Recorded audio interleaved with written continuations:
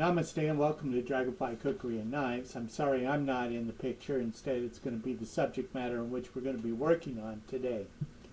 Now, this is video number 4 in our series of how to repair cracked handles on your cookeries.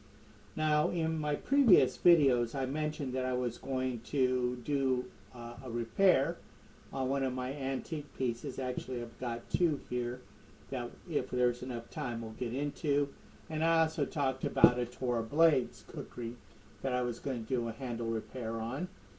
And this one is an old model of a Tora Blades. I got this a few years ago, and yet it's still a very good cookery, but it has developed a small crack. And so without too much ado, because we're going to be going over the process of actually doing the repairs, and I don't want this video to carry over and start a new video as it sometimes does the way that my camera is set up. So I'm going to try to get it within the time where we only do one take on this for this video. So we'll get to a point where I'm going to actually do the repair to where the material's in there, and then we're going to give it time to dry. At that point, I'm going to pick up with the secondary video to the actual repair, where we're going to do the sanding, the applying the dye, and then from there we'll conclude, hopefully, we'll conclude with my concluding video, which is I'm going to talk about the products that you'll use to preserve your handles so that you diminish the possibility of further cracks to develop. It doesn't mean that they'll never happen, but when you do this process and you do it on a regular basis for maintaining your cookeries, when I say regular basis, I'm not talking about daily or even weekly for that matter. It might be something you might do once a month or once every 3 months or once every 6 months, and sometimes even perhaps just once a year, depending upon how heavy of a usage you give your cookeries. Now, I tried to do this video a few times, and I did repairs on some other cookeries, and unfortunately I went a little over the time, and I didn't feel that would be, I didn't want this to be a terribly long series, so I'm just going to show you some of these cookeries that I did the repairs in those videos, and unfortunately you're not going to be able to see me actually do the repairs on these. Now, these are 3 cookeries that we offer on our website. One of them is the Khukuri Cookery Handicraft Fort Williams, and it had a cracked handle in an unusual place, and that was right here at the butt going towards the bolster. Now, part of the reason why that might have occurred is because of this this sunken nut screw. As they were tightening it down and making sure it was a firm fit and sanding it and everything, of course, we talked about all the various different stress factors. Probably the stress factor here caused a crack to go along the side here. And it may have been superficial. It showed up later when it arrived here at my home. Before I could ship it to the customer, the crack had already developed. Now, I did a repair on this already, and hopefully it's good enough repair that you're not able to really tell where that crack occurred. So this was one where we applied, in this case I put a wood filler, I used dye from my pen, sandpaper, and I have not done the final oil treatment of this and preservative treatment that I normally do. So that's something that I will do in the future. Now, these other 2 almost look identical to one another. It was actually a custom design collaboration with one of my customers, and unfortunately this one had, which is the customer's cookery, had a catastrophic crack. Now, to kind of show you what that crack looked like, I'm going to show you this one, and hopefully I can zoom in on this, so bear with me. okay? And the crack occurs right here where my fingernail is, thumbnail I should say, and runs all the way through the ring and almost up to the pommel. Now this is an antique. For this crack to be there, it's you know, kind of expected for the age of this kukri, but because of this type of crack, I want to do a repair because I do like this kukri, and it's a very functional kukri I want to continue to use. It's a Sarapati. But this one had a crack that went all the way up to almost from bolster to the butt plate. And so I used a wood filler, sanded it, applied the dye, and I pretty much made it completely disappear. So it's a good fix. Now, another one that I have, which is very similar, but this was the one that preceded that one when we were doing the make, and we kind of went, we didn't follow the guidelines that was given to us by the customer, so we did it over again. Raju made a really interesting kukri package out of this, which is really beautiful, and I'm going to do a separate video on that. But this one had a small crack that is very similar to what we're going to be repairing in this video with the Torah blades. It had a crack from the bolster moving toward the center ring, but didn't reach the center ring yet. And so what we did with that is I used a wood glue on it, and you can still sort of see where that crack was, and that's one of the reasons why I don't really like using the wood glue as much as I like the wood filler, because even with the dyes and everything and sanding it, it's almost invisible and almost just looks like a very strong wood grain, which is desirable and okay. It's definitely disguised that there was a crack there, but somebody looking at it might say, oh, you have a crack developing, and actually it's not. It's actually a repaired crack. Remember, wood glues like this will dry transparent. So even though I've colored it with a pen, it's still showing signs of that crack. Now I can work with this more and actually make that crack disappear, and that's something I may decide to do at a later time. So without going any further, let's actually go into a repair, and I'm going to start with this Torah blades, put the scabbard aside. Now, I talked about repurposing your throwaway cardas and chakmaks. This is a throwaway carda. What I'm going to do is, I have this crack here, but I want to widen that crack a little bit so that I can get my fill material to penetrate deeper in and make a better bond with the handle and seal that crack up for good. So what I'm going to do is I'm going to score it, and I'm going to go right along that crack, and there's like, the grains of the wood are kind of going in this direction, but the crack is going not exactly with the wood grain. So what you're finding is you have like a crack, then a little break, and a crack, and a little break, and a little crack.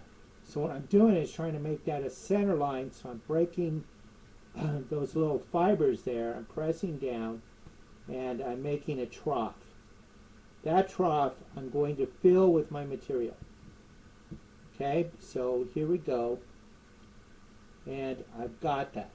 Now hopefully you can see that in this video of what I've done, and you can see this crack. I'm going to kind of move it a little bit like this, so hopefully you can see it, because I can't really see the screen that well to tell whether I'm in you're able to see that crack or not.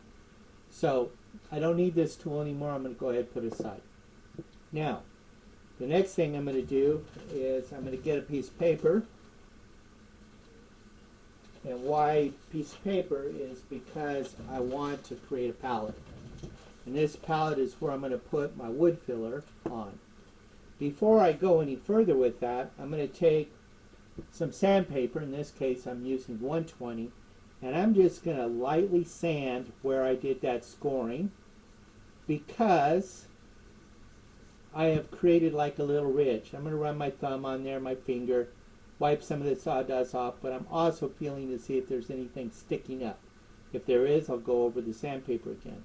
Now, with that, I'm also going to go with my palette knife, and I'm going to go inside that groove, and I'm just going to draw a line like right through it, and that's lifting up any of the sawdust that went inside. Now, although the sawdust might be my friend for most part, and I'm going to kind of zoom out a little bit now so I can get more of this picture for you to see. Okay. Now, the reason is because I want that wood filler to go deep down inside that crack. Now, I didn't create enough sawdust to mix in with my wood filler, and I'm using the mini wax or min wax stainable wood filler. It actually says that it's stainable and paintable, interior exterior use, fast drying, sands easily, securely holds screws and nails, resists shrinkage and crackage, latex formulas, soap and water cleanup. So it gives you a good outline of what you're getting with this, and this is really a very good material. I like it very much. So what we're going to do is we're going to squeeze some of that right onto my little palette here. Now remember what I was saying about the Elmer's glue. The tube is just really, really hard to get the material out. So if you're using the Elmer's, hopefully you got the can and not the tube. If you got the tube, well, just remember it takes a lot of good hand strength. Okay.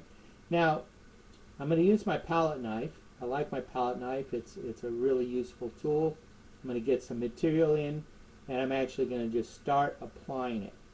Now, first time I'm going over it, I'm going to try to get it in that crack. And you're going to see that crack appear because it's now going to turn into like a beige line. But remember, I want to fill it. Now, what's really nice about the tip of this is I can actually go in and I can kind of push down on my material. Now I'm going to just keep going over it, making sure and kind of applying a little bit of pressure. Because remember, you want to get that right into that groove, that little trough you made, the best that you can. Now I'm going to take excess off of my palette knife here, and I'm going to go back over and try to clean up some of my mess. And the purpose for that is I don't want to work hard, I want to work smart. And I am going to sand this entire handle. I'll explain why in a few minutes. But what I want to do is not make too much of a workout for me to do this. So now to clean your palette knife, you can take your carta and just scrape off the excess off your palette knife. Scrapes off very easily. And now you have a clean palette knife for your next job, or if I have to go back and reapply this. Now, this takes about, it says about 15 minutes to dry to an hour. And hour if it was a bigger crack, or I had a larger area to repair, then yes, it may take an hour. But in this case, I'm thinking it's going to take maybe about 15 minutes. So we're going to set this one aside. I think it's good for now. Now remember, this is the this one is my antique piece, and I'm going to zoom in here so that hopefully you can see this crack pretty well. I'm going to hold it up and kind of turn the light so you can see it. It's a very prominent deep crack that goes from the bolster through the ring and stops just a little bit past the ring right here. Now this is going to be a more difficult crack to repair, to make it completely disappear when I get back here, because this crack actually goes here and then kind of moves and turns a little bit when it hits the ring. So that's what will make it a little bit more difficult. But hopefully we'll make almost a museum quality repair on this. I don't anticipate that it's going to be 100%, but if I get 90%, I'm going to be very happy. So again, what I'm going to do is I'm going to take my chalk muck and I'm going to widen that crack. Okay, I'm going to make that trough that I'm talking about, because I want my material to get right in there, penetrate that crack, So I am mending this handle. Now, like I said, it kind of turns a little bit. So it's a very small crack here, but I'm still going to try to stop that crack there. Because let's say I mend just this portion, but the crack continues here and I don't mend that. Well, this will stay nice and solid, but here I may have that crack grow all the way into the pommel. I don't want that to happen. So we're going to try to deal with this whole crack and try to diminish any type of occurrence. And I'm actually going into the ring and making sure that I got that ring as well. All right? Okay. Now this is a half tang. The tang only goes to about here. If you can see, if I'm in the picture there. And so the integrity of this handle, if I ever intend to use this kukri, or if I want to restore this kukri, then it's very important to get this as a good fix as I can. Now I'm going to go right over this area because it's almost like I've got two cracks here. I want to make sure I got it. Okay. Now we're good to kind of lightly sand it, which what we're going to do is just trying to get that ridge up so that I'm not... Okay, good. Now I'll go back over with my palette knife, try to take out any sawdust that may have fallen in that crack. It's not going to give me a good trough there. And I think we got it. Okay. So now we got a good, it's good in that way. Now I'm going to kind of zoom us out again. So bear with me, it's kind of a new camera. And all right, so now you can see my entire setup here. Now I'm going to mix this a little bit, but just hopefully that maybe the surface dried a little bit. I want to get underneath that surface so that I'm getting some material that's still wet and pliable. And I'm going to go in and I'm going to start applying that stuff, this wood filler, into the wood area. What's kind of funny about this one is that my metal bolster has a line right where that crack started developing. I don't think that crack was necessarily caused by that, but maybe there was something. Maybe that's a sign of where that occurred. You know, something struck it there, something hit it and caused it to crack there, and it shows the earmarks of where this began. And of course the Gurkha who owned this could probably tell us very well what happened. Maybe he was holding it with his hand and blocked a bayonet or something with the handle. Who knows? Or maybe he struck somebody on their helmet or something with it, with the butt of the knife, that caused this to happen. But regardless, it's now a peacetime work tool, camp tool. I'm just removing my extra. I think I've got it sufficiently filled up there. It's looking good.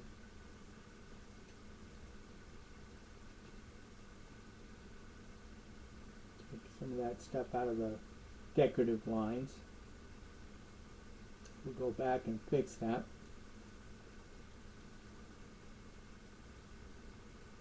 Okay. So there's the repair, and you guys can see, hopefully in the camera there, you can see the line where it goes, okay, from a different angle. There you go. So this is two of our repairs, and we're going to let that dry a little bit. Now I'm going to do this last one, and this one has a little bit more of a, it's almost equal to that other repair that we did. And I'm going to move my, get my trough going there. This one goes past. Actually, what's funny is that sometimes you find kukris that have actually somebody tried to do a repair, didn't like the outcome, so they stopped rather than doing the full complete repair. And it looks like there might have been a little bit of repair done right here to get this crack. And they probably wanted to do it just, they thought, if I repair right here, the crack will stop right there. Won't go any further. And in fact, it probably worked because the crack didn't go any further. But what we're going to do is we're going to repair this crack altogether, so we don't have to worry about it growing, and where the handle is going to be nice and strong and durable. I can continue to enjoy my Sarapati here and keep using it. I don't feel any ridges per se. Just go over it lightly. Okay. Now I'm going to get my material, stir it up a little bit, make sure I got enough, and now I'm going to start applying.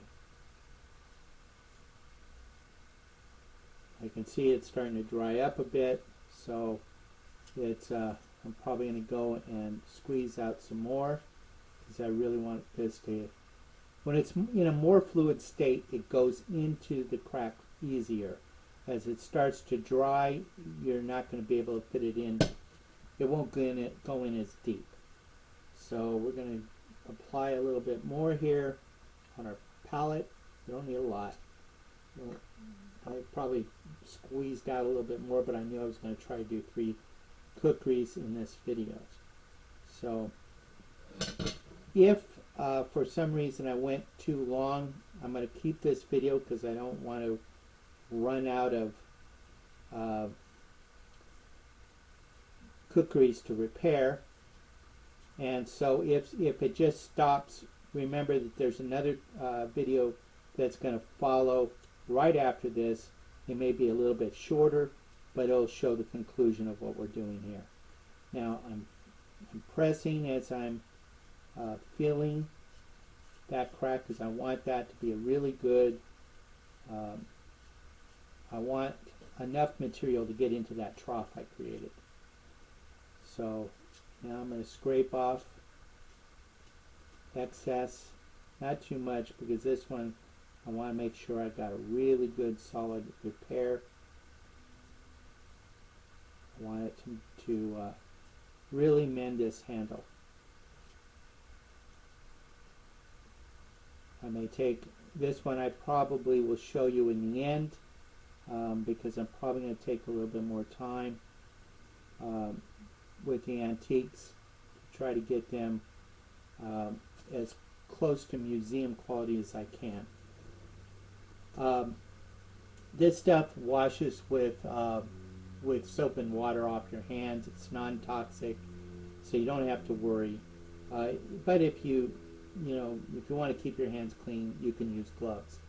Me, I already have diminished field capacity to my fingers, but I do like to feel along and see if there's something I missed or something's jagged or whatever. I kind of get a feel. All right, so those are our repairs. We're going to wait 15 minutes for them to be finished, to dry to where I can go into sanding and adding color. So stay tuned for the 5th video, because this is video number 4, the 5th video where we're going to actually do the sanding and applying color and get set up for the final video, which will be the conclusion. Please like and subscribe on my YouTube channel where you can leave comments, questions, and suggestions there. And by all means, please subscribe because that way you'll get notification when new videos get uploaded on my site.